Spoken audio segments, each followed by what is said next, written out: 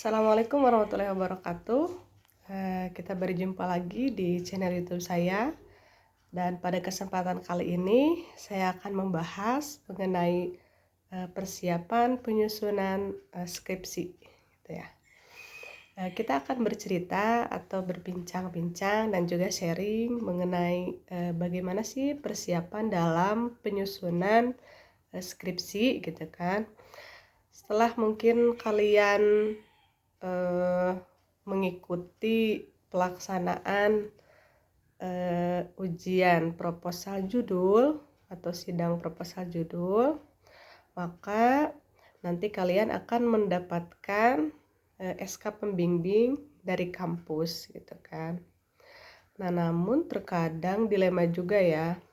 Selama kita menunggu turunnya SK pembimbing itu, apa sih yang harus kita lakukan? Apakah kita maju saja, maksudnya kita lanjutkan ke bab berikutnya, kita coba menyusun bab berikutnya, bab 2 atau sampai bahkan bab 3, ataukah kita hanya menunggu SK turun dulu gitu, atau seperti apa, bagaimana baiknya? Kalau menurut saya, hematnya, ketika kita sedang menunggu SK pembimbing dari kampus, tidak ada salahnya kita coba membuat rancangan-rancangan untuk bab selanjutnya ya, bab 2. Karena saya yakin kalaupun nantinya contohnya hasil proposal judul yang kita ajukan yang tadinya sudah disetujui oleh dosen penguji, tapi nanti tiba-tiba dirubah oleh dosen pembimbing. Mungkin untuk judul sih nggak apa-apa berubah ya, tapi kan untuk tema itu kan nggak berubah. Maka sih saran saya, kita daripada hanya lama-lama menunggu SK, mending kita gunakan waktu yang ada untuk membuat rancangan atau mengumpulkan data-data untuk di bab 2, karena temanya kan pasti sama ya. Kalian kan bisa coba cari-cari buku, kemudian cari-cari jurnal, atau bahkan mungkin cari data-data lain yang relevan yang nantinya akan menunjang dalam penyusunan proposal di bab 2 gitu. Nah itu ya, jadi tidak selalu harus menunggu. Jadi jangan khawatir kalau misalkan nanti itu dosen pembimbing tiba-tiba mengganti judul kalian. Yang terpenting itu tidak keluar dari tema gitu.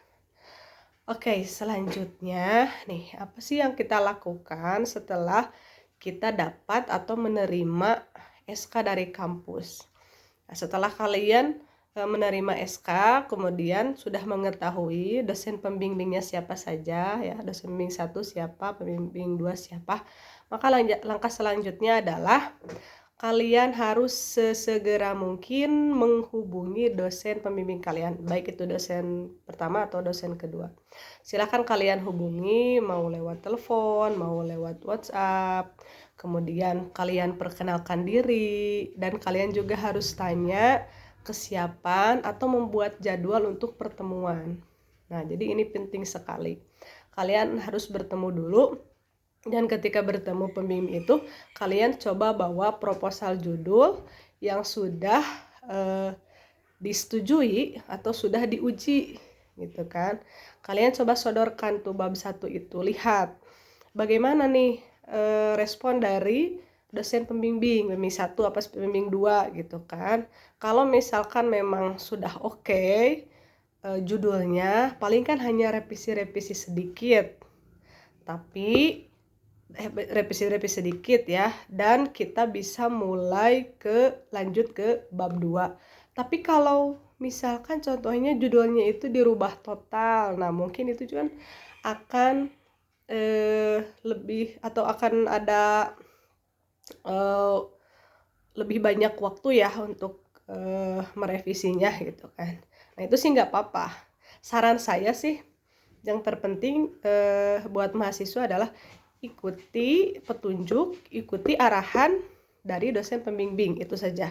Dan kita jangan sekali-kali ya membandingkan gitu antara dosen dosen kita nih dengan dosen kawan kita contohnya, jangan membanding-banding, pokoknya kita fokus aja ke arahan yang diberikan oleh dosen pembimbing, itu ya menurut saya. Jadi kalian tadi contohnya sudah bertemu ya dengan dosen pembimbing, terus sudah ada respon ya, apakah itu misalkan dilanjut atau harus revisi. Dan kemudian setelah pertemuan itu, langkah selanjutnya kalian harus membuat rencana penyusunan. Kalian harus punya target kapan, contohnya kapan penyusunan bab 1 ini harus rampung, harus benar-benar beres. Kalau misalkan ada revisian dari dosen pembimbing, revisian itu kapan harus beres. Kemudian target juga kapan bab 2 ini harus beres, bab 3, bab 4, bab 5 seterusnya. Pokoknya kalian harus punya target. Kalian harus punya target, dan dalam bimbingan kepada dosen pun kalau menurut saya cepat atau tidaknya itu tergantung kita sebagai mahasiswa. Kalau saya nih ya, pengalaman pengalaman beberapa tahun yang lalu, kadang saya cepat gitu ya, kadang 1 minggu itu bisa 2-3 kali pertemuan saking semangatnya. Jadi ketika kita menyodorkan skripsi kita, kemudian oleh dosen dikoreksi dan ada bahan revisi, saya langsung kerjakan dan saya langsung setorkan lagi, sehingga bisa lebih cepat selesainya gitu kan. Jadi jangan takut salah, jangan bingung gitu. Yang penting kerjakan saja dulu, dan kita ikuti arahan-arahan yang diberikan oleh dosen pembimbing. Itu menurut saya ya. Jadi silakan untuk kalian ya, kalau misalkan ada yang mau ditanyakan, bolehlah ditulis di kolom komentar bagaimana sih persiapan menjelang penyusunan skripsi. Jadi tetap semangat untuk kalian para pejuang skripsi.